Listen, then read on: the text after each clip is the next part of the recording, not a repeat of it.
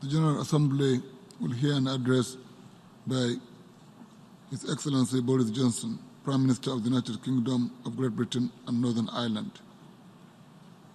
May I request protocol to escort His Excellency.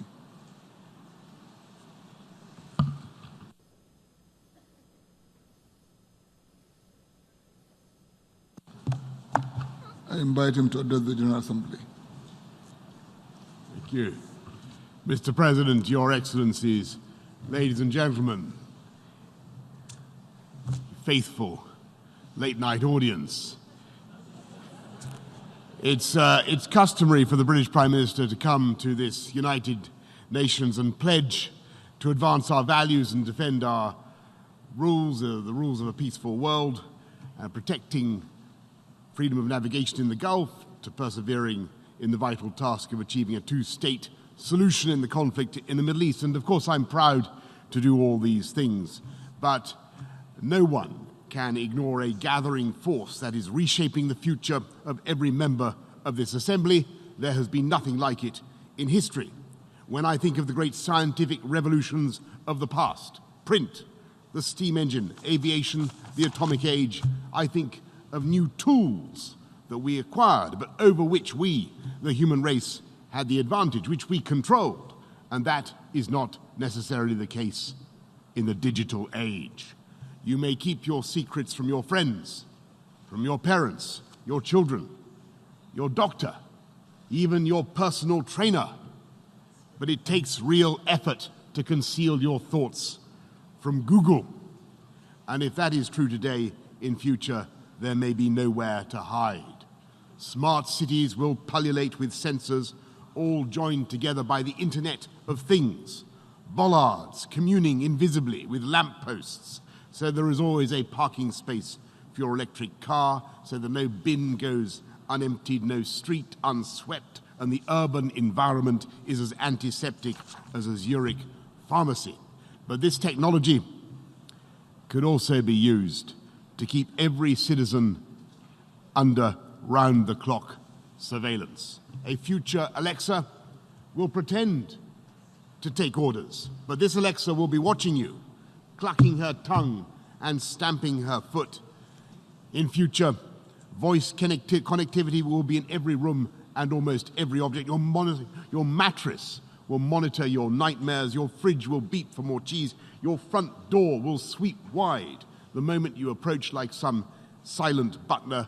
Your smart meter will go hustling of its own accord for the cheapest electricity, and every one of them minutely transcribing your every habit in tiny electronic shorthand, stored not in their chips or in their innards, nowhere you can find it, but in some great cloud of data that lowers ever more oppressively over the human race.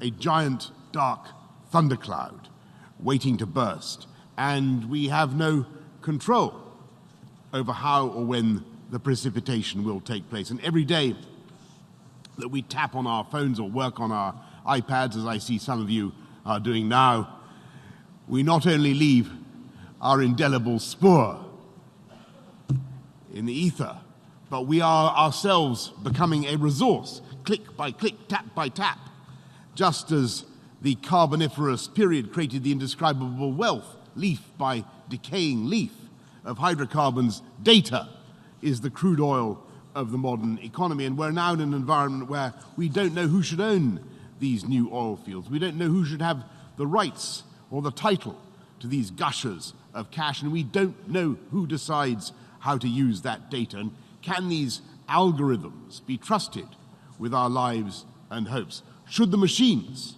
and only the machines, decide whether or not we are eligible for a mortgage or insurance, or what surgery or medicines we should receive? Are we doomed to a cold and heartless future in which computer says yes or computer says no, with the grim finality of an emperor in the arena?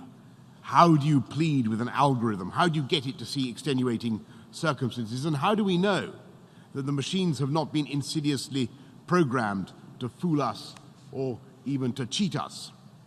We're already using all kinds of messaging services that offer instant communication at minimal cost. And these same programs, platforms, could also be designed for real-time censorship of every conversation, with offending words automatically deleted. Indeed, in some countries, this happens today. Digital authoritarianism is not, alas, the stuff of dystopian fantasy, but of an emerging reality. And the reason I'm giving this speech today with this slightly gloomy proem is that the UK is one of the world's tech leaders, and I believe governments have been simply caught unawares by the unintended consequences of the internet, a scientific breakthrough far more reaching in its everyday psychological impact than any other invention since Gutenberg. And when you consider how long it took for books to come into widespread circulation, the arrival of the internet is far bigger than print. It's bigger than the atomic age, but it's like nuclear power in that it's capable of both good and harm. And of course, it's not alone. As new technologies seem to race towards us from the far horizon, we strain our eyes as they come to make out whether they are for good or bad, friends or foes. AI. What will it mean? Helpful robots washing and caring for an aging population, or pink-eyed terminators sent back from the future to cull the human race? What will synthetic biology stand for? Restoring our livers and our eyes with miracle regeneration of the tissues like some fantastic hangover cure? Or will it bring terrifying limbless chickens to our tables? Will nanotechnology help us to beat disease, or will it leave tiny robots to replicate in the crevices of our souls? It is a trope as old as literature that any scientific advance is punished by the gods. When Prometheus brought fire to mankind in a tube of fennel, as you may remember, with his brother Epimetheus, Zeus punished him by chaining him to a Tartarian crag while his liver was pecked out. I talked about a hangover cure. His liver was pecked out by an eagle, and every time his liver regrew, the eagle came back and pecked it again. And this went on forever. A bit like the experience of Brexit in the UK. If some of our parliamentarians had their way. In fact, it was a standard poetic practice to curse the protos heurates, the person responsible for any scientific or technical breakthrough. If only they had never invented the ship, then Jason would never have sailed to Colchis, and all sorts of disasters would never have happened. And it's a deep human instinct to be wary of any kind of technical progress. In 1829, they thought that the human frame would not withstand the speeds attained by Stephenson's rocket. And there are today people who are still actually anti-science.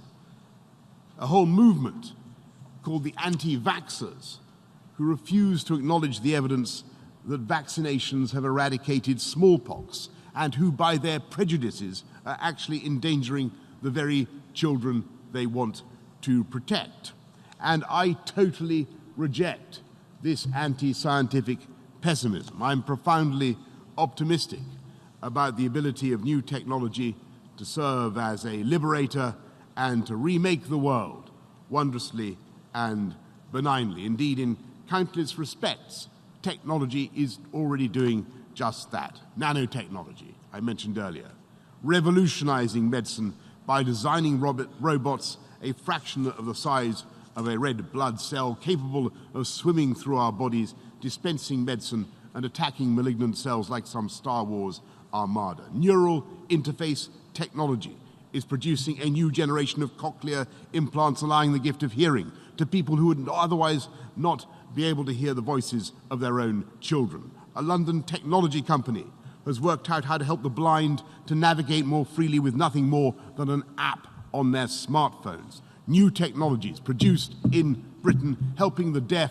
to hear and the blind to see. And we used to think that printing was something that you did to run off a boarding card. Now a British company has used 3D printing to make an engine capable of blasting a rocket in space. In African countries, millions of people without bank accounts can now transfer money using a simple app. They can buy solar energy and leap in one transaction from no electricity to green power. And new advances are making renewable energy ever cheaper, aiding our common struggle against climate change. Our understanding of the natural world is being transformed by genome sequencing, the discovery of the very essence of life itself, the secret genetic code that animates the spirit of every living being and allows medical breakthroughs the like of which we have never known, treatments tailored to the precise genetic makeup of the individual. So far, we have discovered the secrets of less than 0.3% of complex life on the planet. Think what we will achieve when, and it is a matter of when, we understand 1 or 2%, let alone 5 or 10%. But how we design the emerging technologies behind these breakthroughs and what values inform their design will shape the future of humanity. And that is my point to you tonight, my friends, excellencies. At stake is whether we bequeath an Orwellian world designed for censorship and repression and control, or a world of emancipation, debate, and learning, where technology threatens famine and disease, but not our freedoms.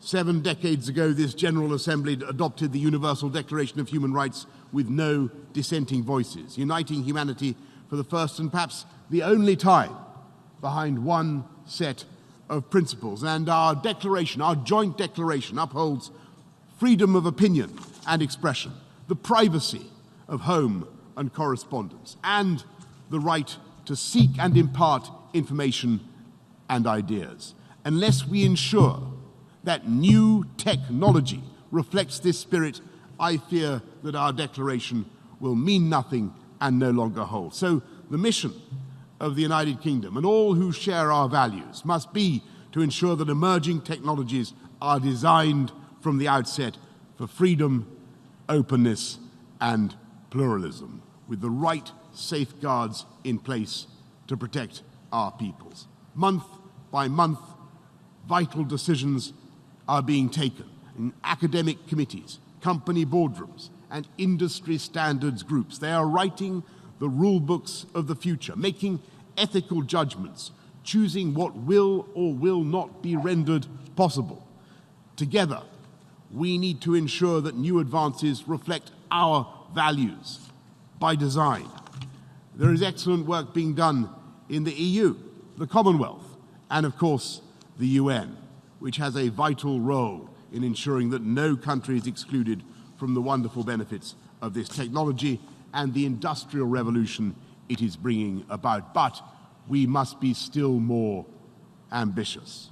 We need to find the right balance between freedom and control, between innovation and regulation, between private enterprise and government oversight. We must insist that the ethical judgments inherent in the design of new technology are transparent to all, and we must make our voices heard more loudly in the standards bodies that write the rules.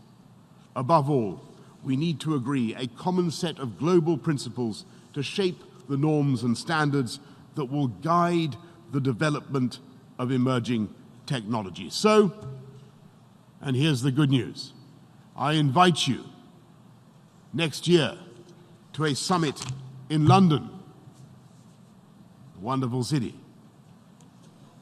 where, by the way, it is not raining 94% of the time, and where at one stage when I was mayor of London, or shortly before, we discovered that we had more Michelin-starred restaurants even than Paris. The French somehow rapidly recovered by a process that I wasn't quite sure was entirely fair. But we still have, by far, in the UK, by far the biggest tech sector, by far the biggest tech sector, fintech, biotech, edtech, medtech, nanotech, green tech, every kind of tech in London, the biggest tech sector anywhere in Europe, perhaps 500,000 people working in tech alone. And I hope that you will come there and we will seek to assemble the broadest possible coalition to take forward this vital task, building on all that the UK contribute to this mission as a global leader in ethical and responsible technology. If we master this challenge, and I have no doubt that we can, then we will not only safeguard our ideals, we will surmount the limits that once constrained humanity and conquer the perils that once ended so many lives. Together, we will vanquish killer diseases, eliminate famine, protect the environment, and transform our cities. Success will depend, now as ever, on freedom, openness, and pluralism, the formula that not only emancipates the human spirit, but releases the boundless ingenuity and inventiveness of mankind, and which, above all, the United Kingdom will strive to preserve and advance. Excellencies, ladies and gentlemen, thank you very much for your kind attention.